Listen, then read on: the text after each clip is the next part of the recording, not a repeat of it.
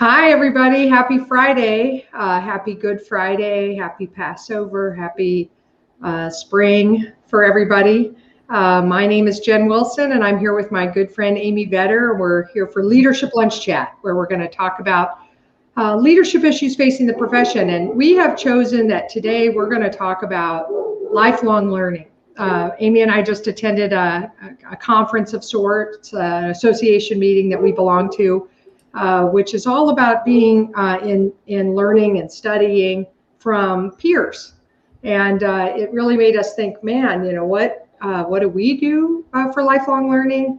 Would that benefit others to talk about how we're sort of navigating staying up to date and sharp? And then also we'd love to have you participate, share comments along the way, if you have any, about what you're doing for lifelong learning. So I'm going to kick it off or kick it over to Amy so she can start with maybe some ideas. Amy, I'm going to ask you, so where today do you feel like you're getting some of your best information, news, ideas, innovations? So I do a number of things, and I just kind of to start off, we all have requirements for CPE as CPAs, but I think it's really important to not look at learning just for that purpose, that's something we have to do. And in most professions, you have some sort of continuing education that's a requirement that's important to get done.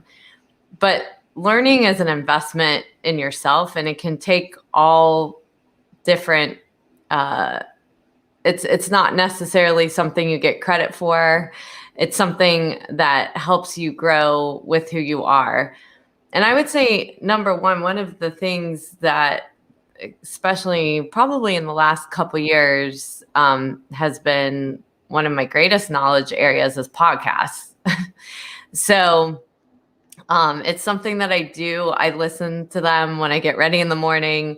I switch between different podcasts that are important to me, and they're not necessarily something that has to do with the work that I do. It's about, just becoming a better human a lot of times, which does affect you at work, right? And helps you with interaction, but a lot of philosophy and so forth. I'm very much into reading books about just becoming a better person, tools that other people have done, research, brain research on that.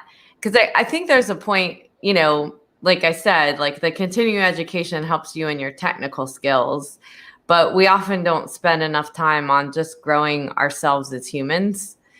And so that's been really important to me. I mean, obviously, I'm at a lot of conferences because of speaking, just like you are. So, I'm fortunate to have a lot of opportunities to listen to different speakers and gauge because I'm there.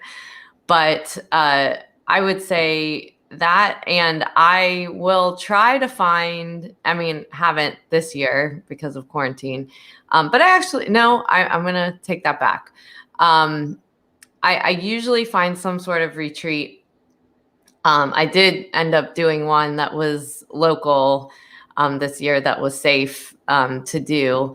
But again, leadership topics, self-growth, that sort of thing to kind of help with my skill sets. I own a yoga studio and also have the speaking and consulting business. So, what I learn ends up helping other people as well. And it just grows my knowledge. But I don't do it for the purpose of that. I do it to help myself in order to be better for everything else that I do. Awesome.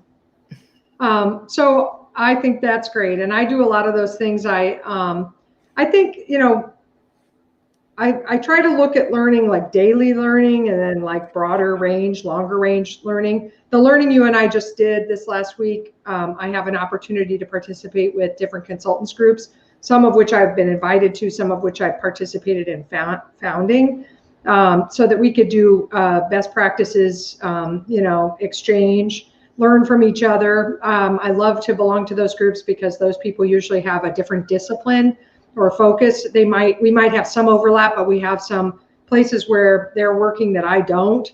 And it's so interesting for us, for me to hear what they're facing in those areas, but also in the places we overlap. It's interesting to compare notes. And, I'm such a believer in co-opetition that I'm part of a founding group that does benchmarking, and we share our financial data together and just give each other sort of coaching and advice about how we're running the business. We give each other peer review feedback. We say, here's what I'm hearing about you out there, which is super helpful and sometimes painful, but the reality is that it helps you get better, getting that kind of feedback. And sometimes as a business owner, you may get feedback from your team or from your clients, but you don't hear from peers unless you ask for it. And they have a perspective on you. They know what people are saying about that's good or not so good about what you and your team are doing. So I love that aspect of my learning and value it greatly and never want that to end. I take time even when I don't feel like I have it to participate in those activities because they're just so valuable. Yeah, I totally agree. And, the session we were in this week, with other consultants, and I think this is important, no matter what field you're in, is to realize like you're not in competition with other people. Even if you're doing similar things, there's something different or unique about each person and why someone will do business with you versus someone else. But usually what you can find is you're better together. Yes. And there's opportunities to collaborate by learning what someone else's strong suits are. We can't be good at everything. And I think, there are people that continue this throughout their career, but I mean, especially in the beginning of the career where you might find it a weakness to say, this is where I'm good, this is where I'm not good. But as you grow in your career, that's like the best thing you can do because you actually create more business by working with one another and learning what other people do and making time for that networking. So, I think as far as learning, whether you have a group, that is organized to do these things, or you decide, one of the missions that I love that we talked about is that group is a study group, right? It's to learn from one another of what we're seeing, how to help one another with the knowledge that we're seeing and the work that we're doing out there to better the whole. And if you don't have a group like that, thinking about studying and reaching out just one-on-one for networking and your own learning and studying what somebody else is doing so that you can get better as well is important, and being open to sharing. Because I think if we hold things too hard, it's hard for other people to give because they know you're not giving. No one wants a lurker. Right. So I think it's important that you give as much as you get, if not, more giving, so that, it just ends up working out. I mean, I was also not only a part of the group that we did this week, I work with another group with Elevate, which is women entrepreneurs. And there's a number of us that volunteer our time just to help these women. But what's so cool is like this group of us that is volunteering to help, we all have different skill sets. So we're learning from each other as well, and have decided to start our own study group where we call it like a collaborative circle. Yes. But where we're like, we don't want to just be teaching. We want to learn from each other, because every time we sit in each other's sessions, we're like, oh, they got some really great information that can help. So that was kind of an evolution of that. Just by volunteering, now we're able to, create something new. And I think that's the biggest thing about learning, is just being open to the learning, not necessarily having an intention about it. Is if it's something that interests you or something you want to grow from, be open to what comes, because as you go down that path, then there's other things that open up for you that maybe you didn't predetermine. And so if you're too laser focused on what it's supposed to be, you can lose out on that opportunity of growth. For sure. Well, and that's why I try to read kind of a diverse set of daily, newsfeed type publications or weeklies, depending on who's producing it. And like I almost always make time to read a couple of Fast Company articles a day, at least the first 6-7 paragraphs of the article, and if it and not just on leadership or learning or talent or the things that that I would be interested in because of my work. But I try to read about they have a ton of technology and sort of global demographics and a lot of environment type articles. And it might not at first blush feel like this applies to me right this minute, but I always take time to read something in that publication that isn't really part of my work set, because it turns out to affect my work set and me personally, of course.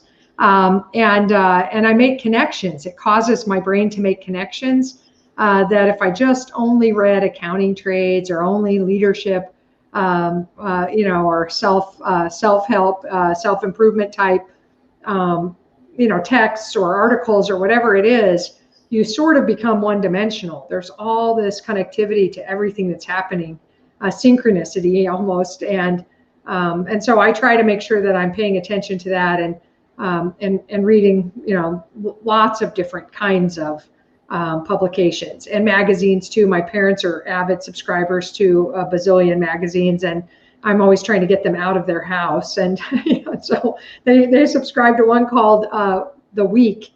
And it's really amazing because it is a synopsis of the week, and it seems pretty balanced. It's not Democratic or Republican, and obviously it comes every week, so there's a big stack of them that I need to carry out of there, but here or there, And I try to stop and read some of the stuff they're reading, which is National Geographic and just stuff that I really don't have time in my everyday life. But I'll just stop and say, hey, I wonder, what these writers are trying to give their readers and what I could get from it. And it's very interesting the way my brain will work while I'm doing that, and how it processes that. So that's kind of cool. Well, and with that, I think it's important to think about two things. Is that one is how you're going to make time for these types of things, because a lot of times, people will say, I'm just too busy. I don't have time to do things. My work is overwhelming. And it's thinking about it organically, not necessarily that it's taking away. So like a lot of times when I'm doing it is while I'm eating breakfast, or it doesn't, and it has to be something you enjoy, right? And like I said, I listen to podcasts while I'm getting ready in the morning. So it's not like I'm taking away from something else. It's like, no, I want to, learn something while I'm doing this, and it's something I enjoy learning.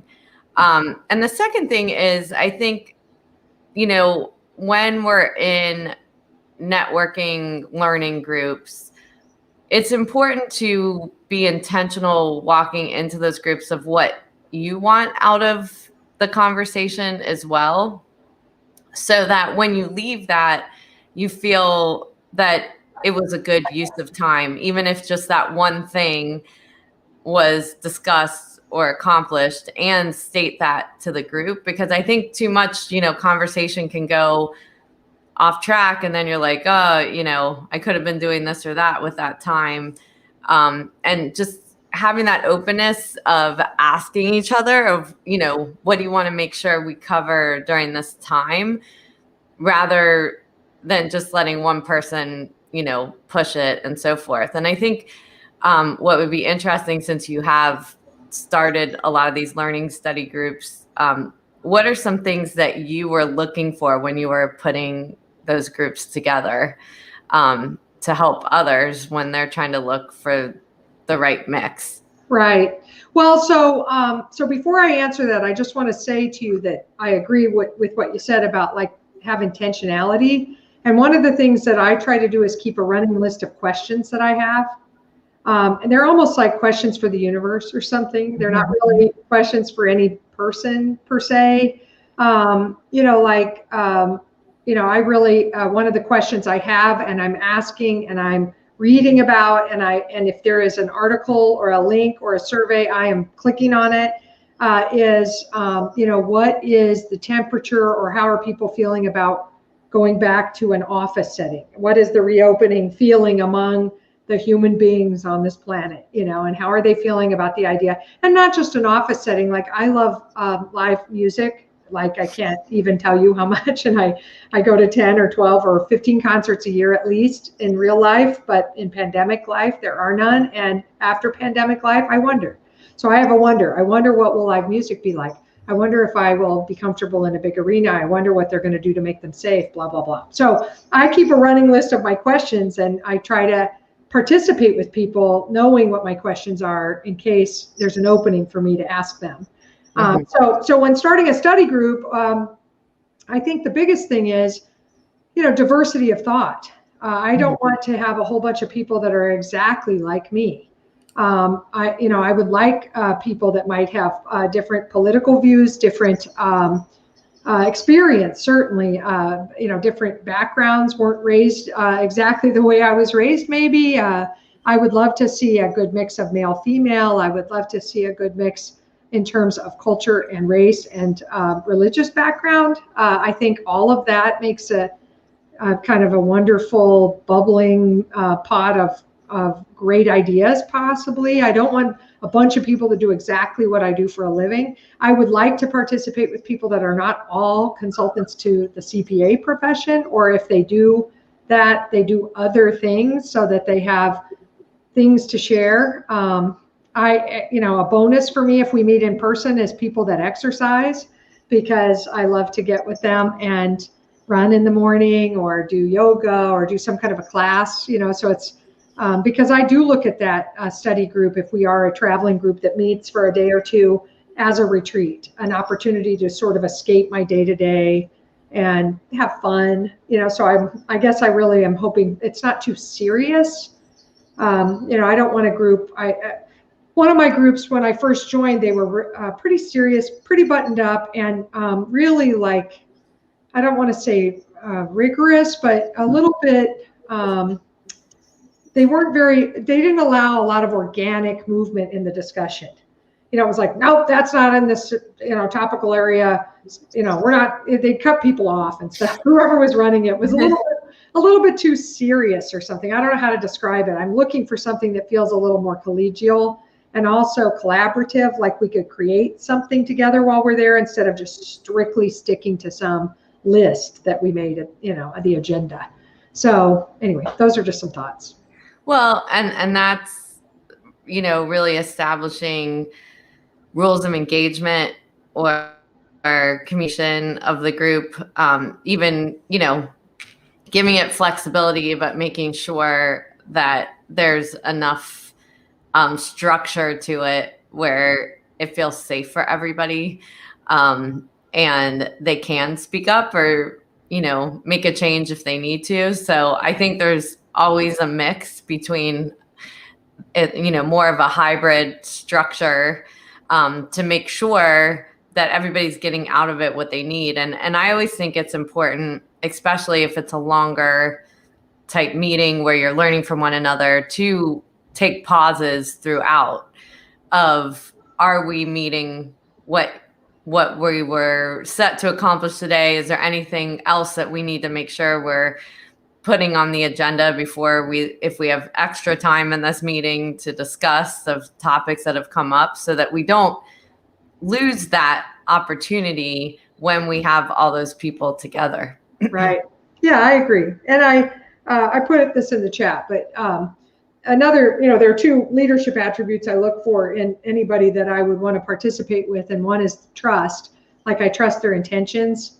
Our intentions for each other are good or pure, and they could be trusted with like vulnerable, honest, authentic feelings and thoughts and questions, as opposed to going out and, doing something negative with that information, like everybody can let their hair down or put their palms up and not be afraid. And then you said it earlier, but generous sharing versus selfish. I'm here to milk the group and get, lots of G2 competitive intelligence or something. I give hardly anything, and then I leave and take all that for my benefit. Yeah.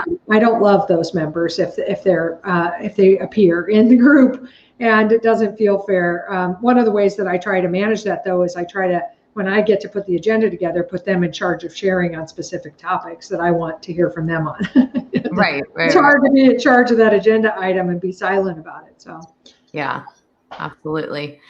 Well, I think our time is up. It is. We ripped right through it. Yeah. Thanks for sharing, Amy, some of your ideas. And I think it's interesting that you're listening to podcasts in the morning.